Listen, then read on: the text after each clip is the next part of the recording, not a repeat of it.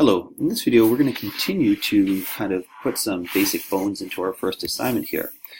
And what we're going to do in this video is we're going to set up this program so we can take inputs and we're going to set it up so that we can loop our game again and again. So let's start by setting up some inputs. So when we get into our game, we're going to probably want our character to have a name. So let's design it so that we can take an input for the user's name.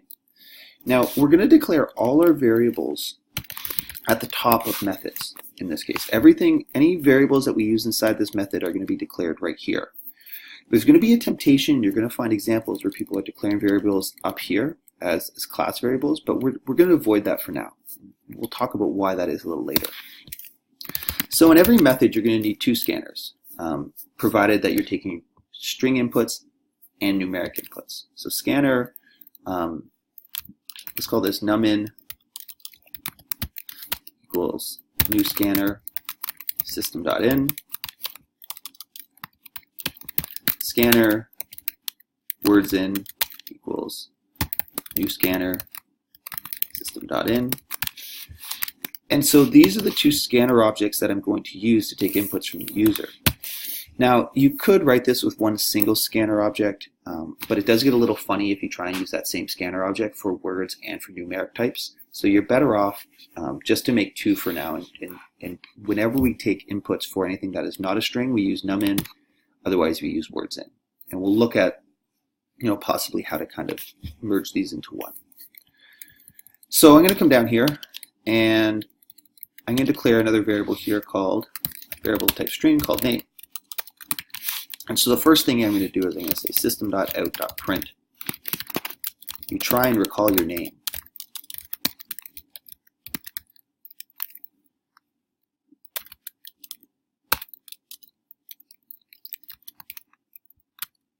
You quietly speak your name out loud.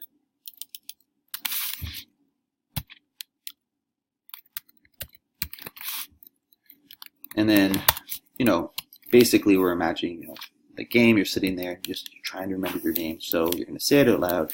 And this is where we're going to take the input from the user. We're going to say name equals, and this is words in,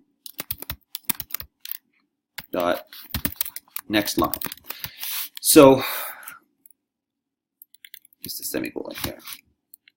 So when I run this now, basically I have two scanner objects allowing me to take inputs. So scanner objects are special objects designed for taking input from the console down here. And I have a variable to store the name. So I print my text, and then what happens, I say use the scanner object words in and call next line. So if I run this now, you see how the cursor is sitting here. It's waiting for me to type something in. So I'm going to say your name out loud, Paul. So now I can use this variable after this line. So I could do something like system.out.println.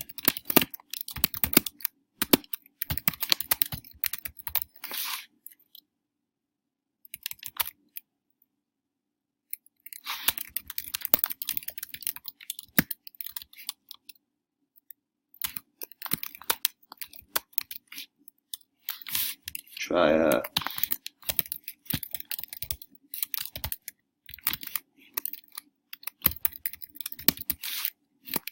Now what you'll notice here is I'm actually using, I'm trying to kind of line the text up and make it interesting to read. Right now it's just all kind of blocked together. We're going to add some spaces in here and such. So Paul doesn't sound right when it leaves your lips. You try a different name. And that's, again, let's make this print. And let's take another input. So we're going to say name equals words, and I can use the exact same scanner, next line.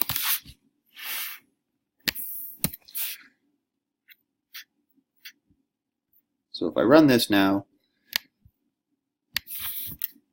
Paul doesn't sound right when it leaves your lips. You try a different name, Frank, and then my function ends. So I'm using this scanner object to take inputs. Now, maybe I want to add some spaces here. So maybe what I do is I do something like system.out.println, and I'm just going to put a couple empty ones. Kind of give some space. right? There we go. So now this is going to look a little nicer.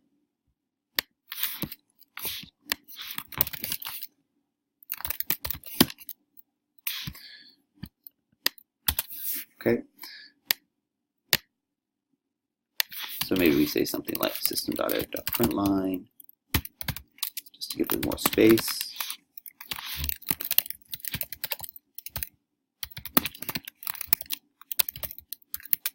You know, that sounds right.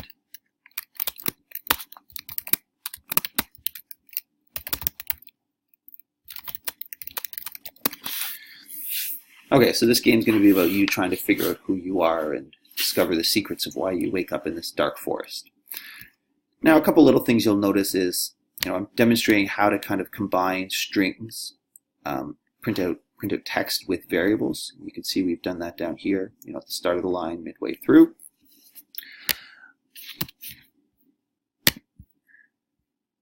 And so let's just take a look. Paul, Frank. Okay, so then I can go from there. Now, let's just kind of talk about a couple little things in here. Remember, these variables,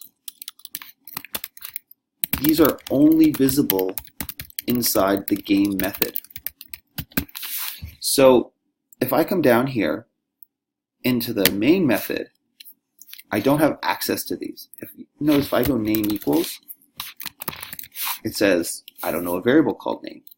So what this means is that if you want to take inputs down here, you have to create new scanner objects. So let's make a new variable section.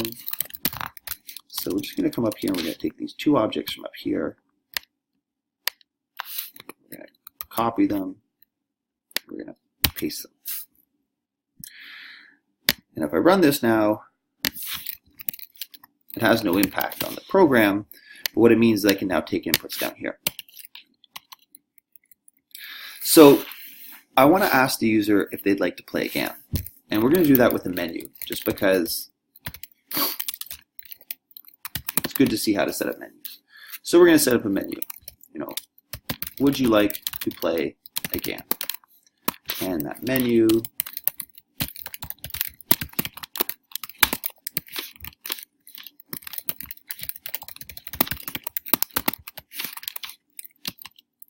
So now I'm going to take an input for this, so I'm going to need a variable to take an input. So we're going to make an int called input, and we're going to put 0 in it for now. And I'm simply going to say input equals numin dot nextInt. So if I run this program now, runs through here, invokes the method game, and so it comes up to the top and it runs straight down like this. And it pauses here when it wants me to input my name. Quietly speak your name out loud. I don't know, Bobby. Bobby doesn't sound right when it leaves your lips. You try a different name. Lucy. That sounds right. Lucy is your name, but who are you? So notice what happens here, and then it jumped down to this menu. And that's because when it reaches this point here, it actually stops the function and it method, and it jumps back down to where it's called, so it prints out my menu. So now it's waiting for me to put an input. Now this is not very nicely set up because it's not obvious I want to put an input in here. So let's actually put something like system.out.print please input option. And we'll run this again. I don't know, Stephanie, Emily. So now it's waiting for me to put an option in. So if I put an option like 1, the program just ends. So what I can do is I can put this inside what's called a do-while loop. A do-while loop is a conditional loop. So I put the word do where I want to start it, open a brace, and I highlight everything I want inside of this, and I'm going to say while input is equivalent to 1.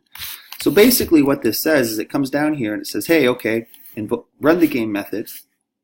You run it, and then when it's done the game method, it comes down here and asks you this menu, and it says, would you like to run again? And if you put 1, it's going to say, oh, okay, while input's equivalent to 1. If this is true, it's going to come back up to the top and run it again. So if I run this now, Tom, Lisa, would you like to play again? 1. And notice how it's kind of looped up again. So this kind of gives you a basic structure now to kind of build off of. I will point out that this is really rough in terms of the way this looks. We should think about spacing, we should think about organization, and before we look at our next video, I'm going to take a moment and clean this up a little bit. As always, if you have any questions, don't hesitate to ask. Have a great day.